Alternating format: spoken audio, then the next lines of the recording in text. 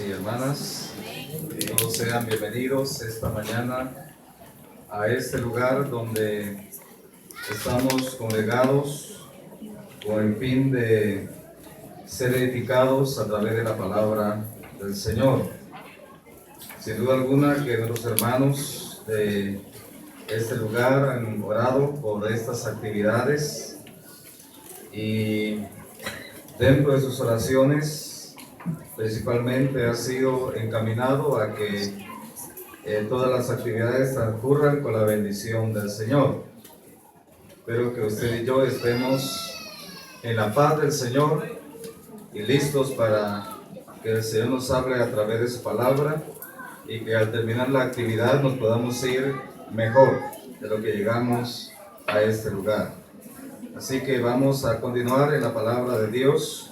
Siempre habrá motivos para orar. Tenemos siempre en el libro de Nehemías, capítulo 3 y versículos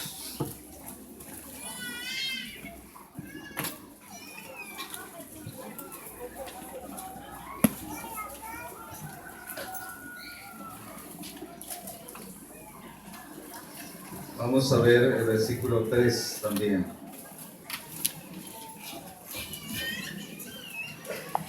Los hijos de Sena edificaron la puerta del pescado.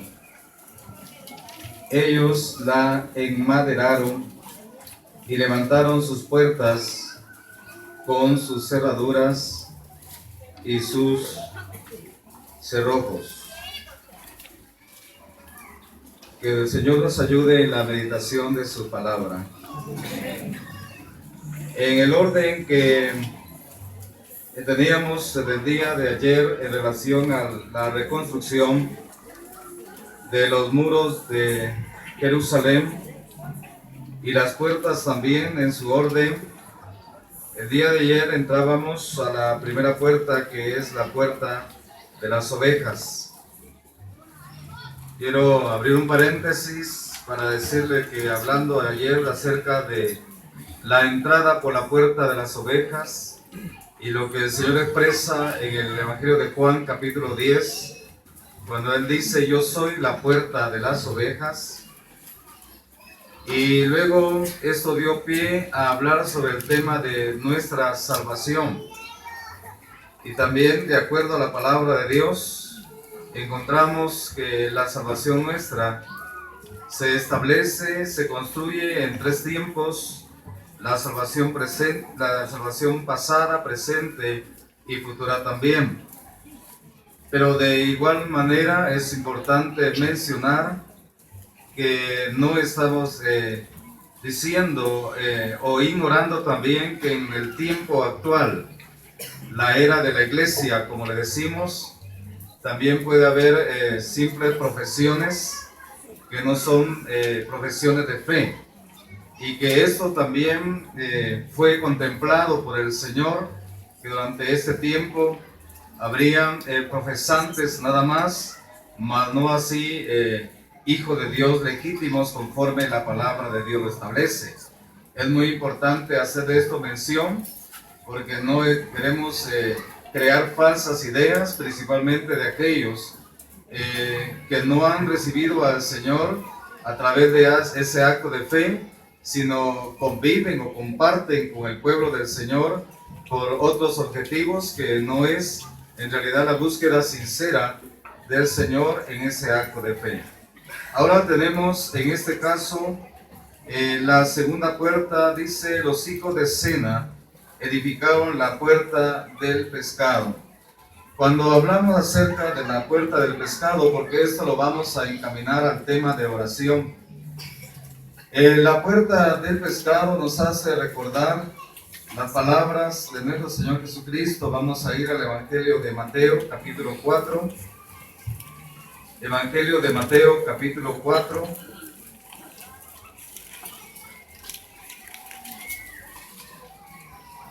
Y vamos a ver acá la palabra del Señor.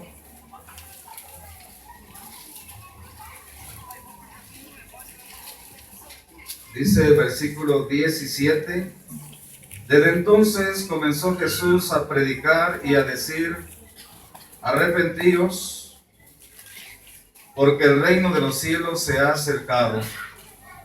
Andando Jesús junto al mar de Galilea, vio a dos hermanos, Simón, llamado Pedro, y a Andrés su hermano, que echaban la red en el mar, porque eran pescadores.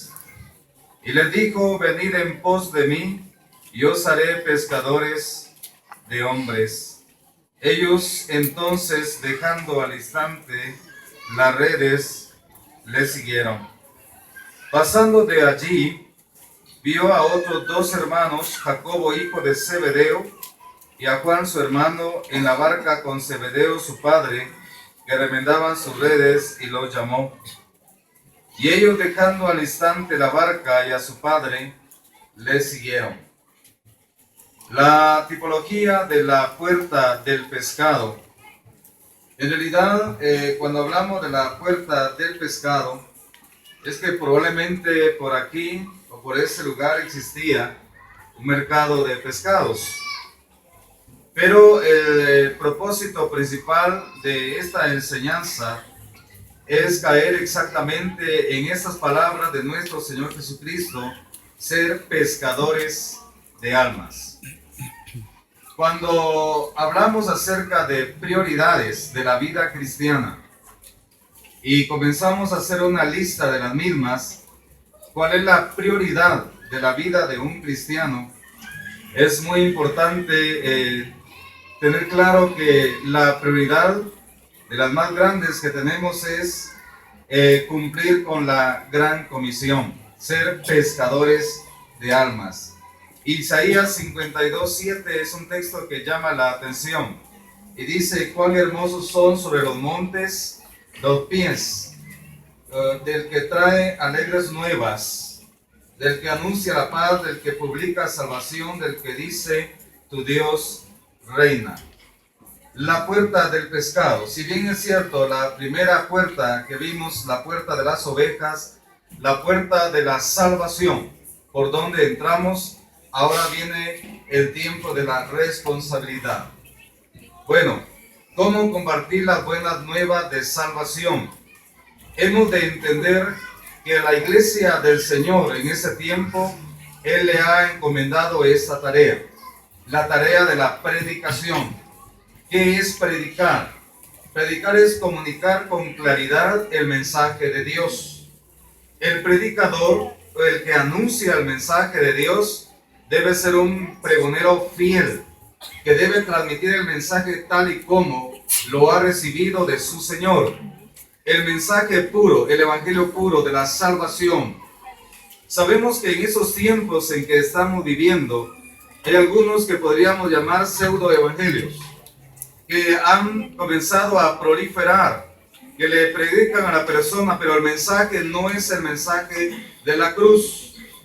Este mensaje alude a otro tipo, a otra forma, pero no es el mensaje de la cruz. Ofrece al hombre otras ventajas, podríamos decir, inclusive ventajas económicas, pero ese no es el mensaje de la cruz, el mensaje del evangelio. Realmente la responsabilidad de la iglesia en ese tiempo es ese. El principal medio para predicar es para proclamar el evangelio. Encontramos, por ejemplo, que la predicación del evangelio, que el programa del Señor, el plan de Dios, se establece a partir de Hechos capítulo 1 y versículo 8. Vamos a ir ahí a observar cómo hay un plan progresivo que el Señor establece en su tiempo para aquellos que serían o seríamos sus discípulos. Capítulo 1 del libro de Hechos y versículo, vamos a ver, 8. Vamos a comenzar así, el 8, dice acá: pero recibiréis poder cuando haya venido sobre vosotros el Espíritu Santo, y me seréis testigos en Jerusalén, en toda Judea, en Samaria y hasta lo último de la tierra. Vamos a ir siempre en este mismo libro, pero nos vamos a trasladar al capítulo 13.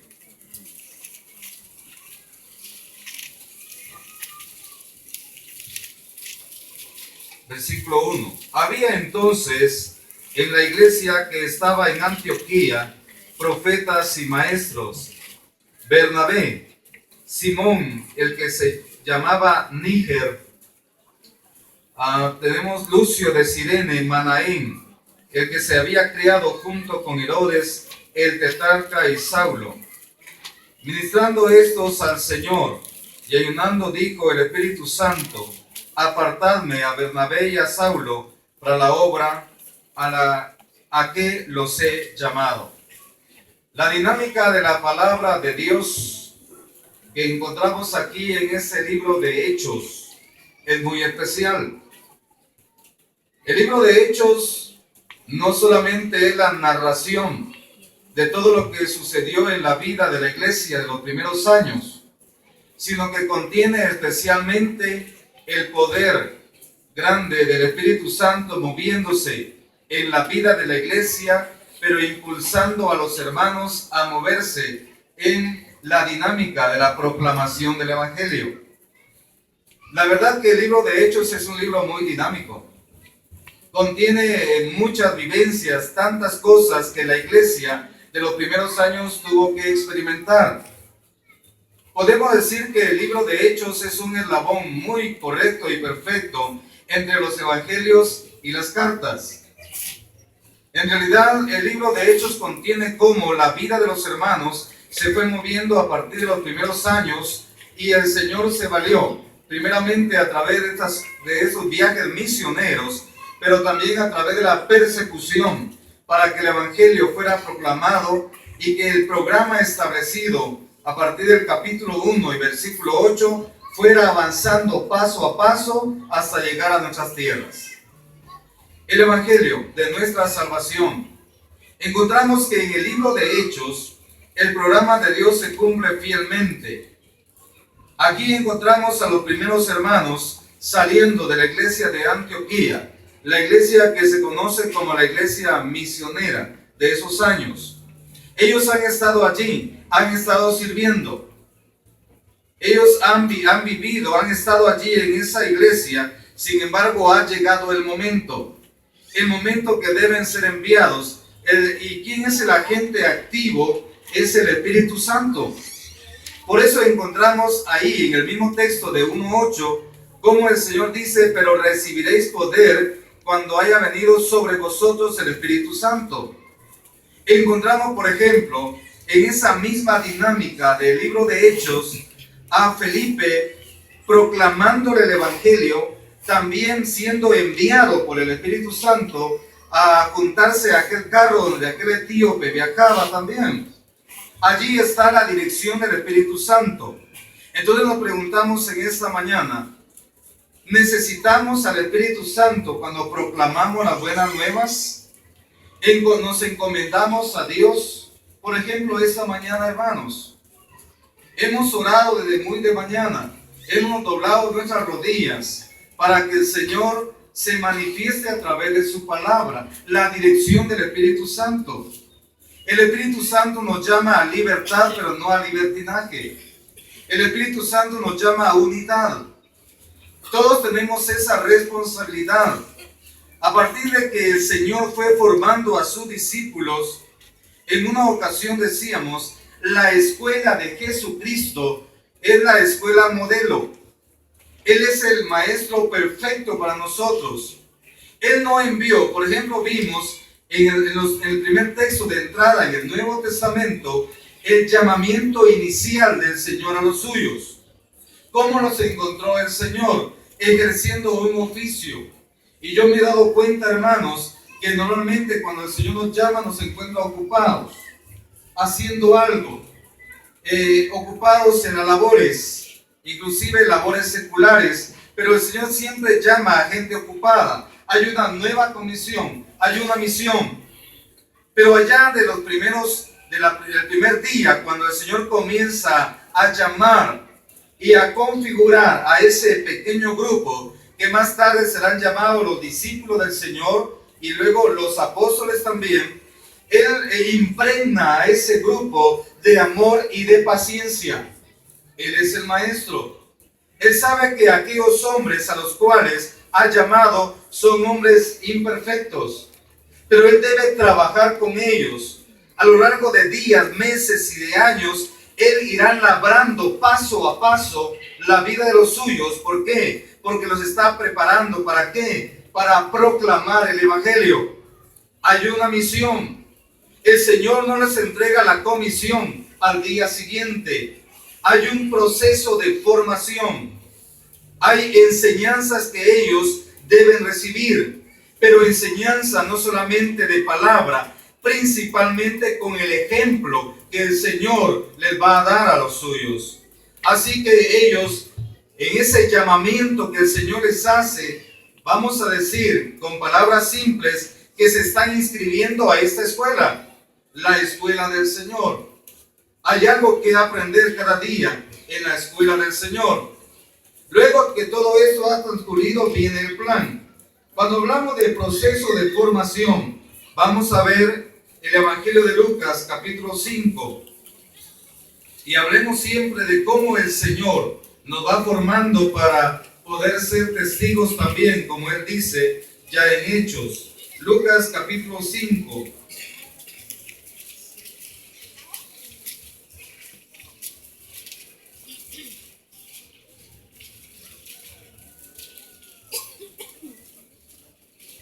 Vamos a ahorrarnos un poco de lectura.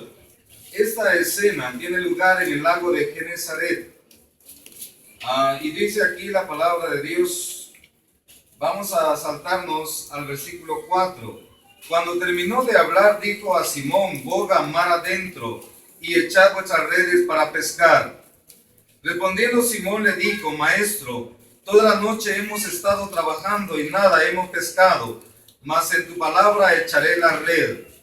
Y habiéndolo hecho, encerraron gran cantidad de peces y su red se rompía. Vamos a ver al versículo 8. Viendo esto, Simón Pedro cayó de rodillas ante Jesús diciendo: Apártate de mí, Señor, porque soy hombre pecador. Porque por la pesca que habían hecho, el temor se había apoderado de él y de todos los que estaban con él. Y asimismo de Jacobo y Juan, hijo de Zebedeo, que eran compañeros de Simón. Pero Jesús dijo a Simón: no temas, desde ahora serás pescador de hombres. Y cuando trajeron la tierra, las barcas, dejándolo todo, le siguieron. Bueno, esta es la primera llamada, después de la pesca milagrosa. Hay mucho entusiasmo. En la primera llamada que le hace el Señor a sus discípulos, hay mucho entusiasmo. Hay deseo de vivir una nueva experiencia. Ellos no conocen mucho a su Señor. Ellos van a iniciar un proceso. Pero ese proceso que van a iniciar, como les decía, hermanos, tiene un propósito: formarlos para que luego ellos sean realmente pescadores de hombres. Hay mucho que aprender. En la segunda llamada vamos a ver Marcos, capítulo 3 y versículo 13. Aquí entramos a la segunda llamada. El tiempo ha pasado. Después subió al monte y llamó así a los que él quiso, y vinieron a él. Y estableció a 12 para que estuviesen con él y para echar fuera demonios: Simón, a quien puso por sobrenombre Pedro, a Jacobo, hijo de Zebedeo, y a Juan, hermano de Jacobo, a quienes apellidó Boanerges, esto es, hijo del trueno, Andrés, Felipe, Bartolomé, Mateo, Tomás, Jacobo, hijo de Alfeo, Tadeo, Simón el cananista, y Judas Iscariote, el que le entregó, y vinieron a casa. Estamos leyendo 3:19 ahorita. Y se agolpó de nuevo la gente, de modo que ellos ni aún podían comer pan. Y cuando lo oyeron los suyos, vinieron para prenderle, porque decían: están fuera de sí. Aquí el proceso continúa. Ya hay un grupo, ahora se configura el grupo. El Señor lo sigue formando. Hay muchos errores en el camino, pero el Señor tiene paciencia. Hay muchos defectos también, como los tenemos tú y yo, pero el Señor tiene paciencia. Hay un propósito definido. El Señor nunca nos llamó por casualidad, hermanos. El Señor no está probando a ver qué sale con nosotros. El Señor no está experimentando, no. El Señor sabe exactamente lo que hace contigo y lo que hace conmigo, porque nos llamó. Hay un propósito definido de nuestro llamamiento. ¿Por qué nos llamó el Señor? En ocasión, camino a Damasco, cuando Saulo se encuentra, cuando el Señor se hará el encuentro de Saulo, él le dice al Señor: Señor, ¿qué quieres que yo haga? ¿Ya te preguntaste tú eso? ¿Ya le preguntaste al Señor qué quieres que yo haga? No podemos seguir esperando mucho tiempo. Como decía a los hermanos en una oportunidad, a veces decimos: Señor, hazme un vaso nuevo. Seguimos diciendo: hazme un vaso nuevo. El Señor ya nos hizo vasos nuevos, hermanos. Únicamente que lo que pasa es que muchas veces no dejamos, que no permitimos la limpieza de ese vaso para que el Señor nos use con mucha prontitud y eficacia para su servicio. Si no estamos sirviéndole bien al Señor, la responsabilidad no es de Él. La responsabilidad es tuya y mía. Hay algo que hemos dejado de hacer, o hay algo que no hemos permitido que el Señor haga en la vida nuestra. De ahí que muchas veces nos gobierna a veces las emociones más que una vida espiritualmente consagrada al Señor. Aquí encontramos a este grupo. Ahora el grupo se hace un poco, vamos a decir, más compacto. Hay un proceso.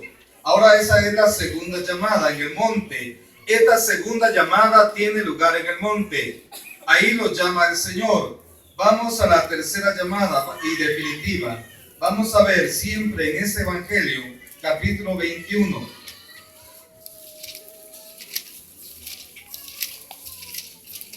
En el Evangelio de Juan, perdón, capítulo 21. Evangelio de Juan, capítulo 21. Esto podríamos decir ya la llamada definitiva. Tomemos nota a partir del versículo 15. Cuando hubieron comido, Jesús dijo a Simón Pedro: Simón, hijo de Jonás, ¿me amas más que estos? Le respondió: sí, Señor, tú sabes que te amo. Él le dijo: apacienta mis corderos. Volvió a decirle la segunda vez: Simón, hijo de Jonás, ¿me amas? Pedro le respondió: sí, Señor, tú sabes que te amo. Le dijo: pastorea mis ovejas. Le dijo la tercera vez: Simón, hijo de Jonás, ¿me amas? Pedro se entristeció de que le dijese la tercera vez: ¿me amas? Y le respondió: Señor, tú sabes todo, tú sabes que te amo. Jesús le dijo: apacienta mis ovejas. Esta es la llamada ya definitiva. Mira, hermano, el tiempo ha pasado. Tú vas a ver, por ejemplo, en el libro de Hechos, en el capítulo 2, con ocasión del día de la fiesta de Pentecostés, el derramamiento del Espíritu Santo, tú vas a ver a Pedro predicando por primera vez, y como consecuencia de la predicación, dice que se convirtieron como ¿cuántos hermanos? Como 3,000 personas. ¿Era el mismo Pedro aquel que negó al Señor? Bueno, era el mismo hombre, algo había cambiado. Mira, hermano, cuando tú y yo estamos dispuestos a dejar que el Señor trabaje en nuestra vida, algo cambia por dentro cada día. No podemos tener las mismas actitudes. El proceso de madurez debe ir llevándonos cada día a algo mejor. Debemos aspirar a algo mejor en el Señor. No era el mismo aquel que le hirió la oreja al siervo de aquel hombre con el respecto y un motivo del arresto del Señor. No era el mismo hombre quizás en lo interior de aquel que se estaba hundiendo, ni siquiera. Aquel que negó al Señor y que lloró luego amargamente había aprendido la lección. ¿Quién le había enseñado? El Señor. ahora estaba listo, ahora había una gran comisión. Hermanos, algo grande nos espera a nosotros cada día. Me llama la atención el ejemplo que encontramos allá en el primer libro de Reyes. Ahí habían, dice, 2 leprosos. Ellos habían llegado al campamento de los sirios, estaban allí. Había gran temor, ¿sabe por qué? Porque los sirios amenazaban a los israelitas. Estos habían llegado allí. Y dice que estos leprosos dijeron: ¿qué vamos a hacer? Si entramos a la ciudad vamos a morir. Y si salimos de la ciudad, de todos modos vamos a morir. Vamos al campamento de los sirios. Vamos a ir allí.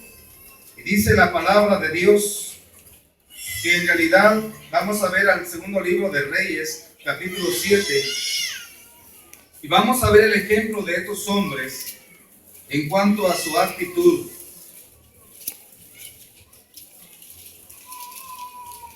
Versículo 7 del segundo libro de Reyes, capítulo 7 y versículo 3.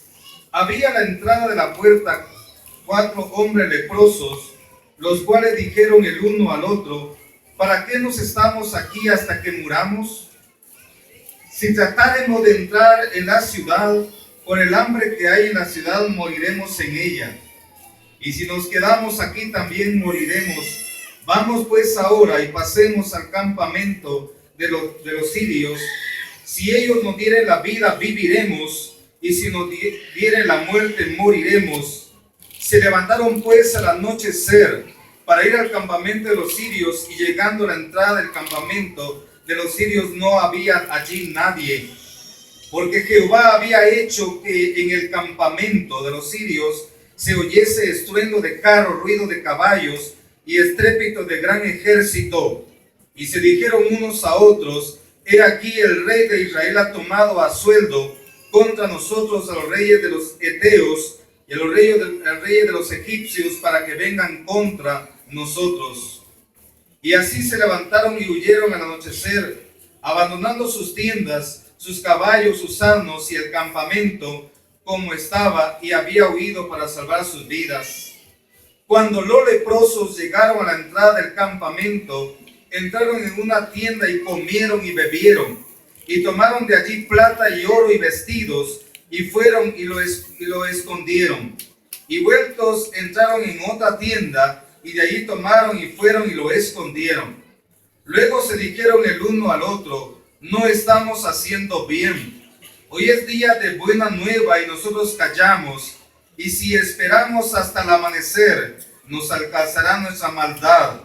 Vamos pues ahora, entremos y demos la nueva en casa del rey. ¿Ve el caso de estos leprosos? ¿Acaso no podría ser la actitud tuya y la mía también? Hay buenas noticias que dar. Ellos llegaron allí, tenían hambre, pero después de haber saciado el hambre, ellos comenzaron a acaparar para sí. ¿Será que de pronto, y en cuanto al deber del evangelio, podríamos ser también nosotros egoístas de no proclamar el evangelio? Mira, hermano y hermana, cada día es una nueva oportunidad. Hay muchas formas de proclamar la palabra de Dios. Ahí podemos compartir en nuestras relaciones escolares, relaciones familiares, relaciones laborales. Podemos compartir la palabra de Dios. Hay un deber, hay un llamado del Señor, no solamente a través de esta forma. Un hermano dice: mira, hermano, parece que poco a poco están comenzando a restringir predicar el evangelio públicamente, como por ejemplo lo estamos haciendo hoy. Parece que las leyes de los países están comenzando a restringir la predicación del evangelio. Y un hermano pregunta: cuando lleguen a prohibir la predicación del evangelio, ¿qué vamos a hacer? ¿Qué responderías tú, hermano? Cuando llegue el momento, la vida de la iglesia, en que sea prohibido predicar el evangelio por un micrófono, ¿qué vamos a hacer? ¿Vamos a callar? ¿Nos vamos a quedar como los leprosos allí, comiendo nada más, saciándonos? No, hermano. Hoy más que nunca debemos entender que el evangelismo personal da muy buen resultado. Ir y personalmente hablar con los vecinos, con los amigos, con los compañeros, hablarle acerca del amor de Dios, pero por supuesto, principalmente, que el mensaje que tú y yo demos esté respaldado por un buen testimonio como cristianos. Eso hablaría mejor que 1000 palabras. Hay una clase de evangelio que podríamos decirle evangelio de actitudes. Tu actitud como cristiano habla también. Invita a los demás a venir a Cristo. Hueles a Cristo. Tus acciones hablan de Cristo. Hablas como creyente. Te conduces como una cristiana también. Eso también invita a los demás a venir a Cristo. Hay muchas formas. El evangelio es dinámico. El evangelio tiene muchas formas de poderse compartir. Pero mira, estos leprosos están allí. Ellos se sacian. Ellos podríamos decir que no solo se sacian, sino también se hartan, podríamos decirle también. Ellos aprovechan, no han comido, no sé en cuánto tiempo. Ahora después que ellos se dan cuenta y dicen, no, nosotros no estamos haciendo bien. Hoy es día de dar buenas nuevas y nosotros estamos callando. Dice mi hermano, a veces decimos al Señor, Señor, por favor, trae a las almas. Trae a las almas. Señor, por favor, que vengan muchas almas. Y dice el hermano, el Señor ya dio su vida en la cruz y todavía lo ponemos a trabajar. Que las almas vengan aquí. Solo le voy a limpiar la silla porque aquí se van a venir a sentar. Pero como dice, dijo aquel hombre, el etíope a Felipe, ¿y cómo voy a entender si no hay nadie que me explique? Así es la dinámica de Romanos capítulo 10, versículos 14 y 15. Esa es la dinámica del evangelio. Ahí aparece la palabra enviar, predicar, oír, creer, invocar y salvar. Es un proceso. Pero cuando hablamos de enviar, el Señor nos envía, no podemos callar. Hermanos y hermanas, asumamos nuestra responsabilidad. Oremos al Señor. Doblemos nuestras rodillas al Señor y digámosle a Él que nos ayude también con ese poder del Espíritu Santo que mora en nosotros para poder compartir el Evangelio con las demás personas. Y tú y yo estaremos cumpliendo con nuestra responsabilidad. Hay una responsabilidad personal. ¿Estás dispuesto a aceptar esa responsabilidad? El Señor no solo llamó a sus discípulos, no, también nos llama a nosotros. Mira, hermano, es que esto parece una carrera de relevos. Aquellos que un día nos predicaron el Evangelio, nos entregaron la responsabilidad. Ellos ya se fueron con el Señor. Hoy en la mañana estábamos recordando a algunos que durante esta región predicaron el Evangelio. Bendito el nombre del Señor y las buenas obras que dejaron los hermanos. Sembraron la semilla del Evangelio y la sembraron sin más interés que servir a su Señor. Lo hicieron de todo corazón y como producto de esa semilla, tú y yo un día recibimos al Señor. Ahora, ¿qué haremos tú y yo con esa responsabilidad? Nos entregaron una gran comisión, una gran responsabilidad. Es como una carrera donde alguien llega, corre y le entrega la estafeta a aquel sigue corriendo con lo que le entregaron así. Así es aquel que anuncia el Evangelio. Pero anunciamos el Evangelio gratuitamente, no por interés personal, no por interés mezquino, no. El Evangelio, así como lo recibimos de gracia, así lo vamos a compartir. Iglesia del Señor, que el Señor nos ayude a seguir adelante y estar dispuestos también a ser obedientes al Señor y cumplir cada día. Le digo, hermano y hermana, si tú ya lo haces, sigue adelante, sirves a tu Señor y la recompensa la tendrás de aquel que un día dio su vida en vez de la nuestra. Que el Señor nos siga bendiciendo.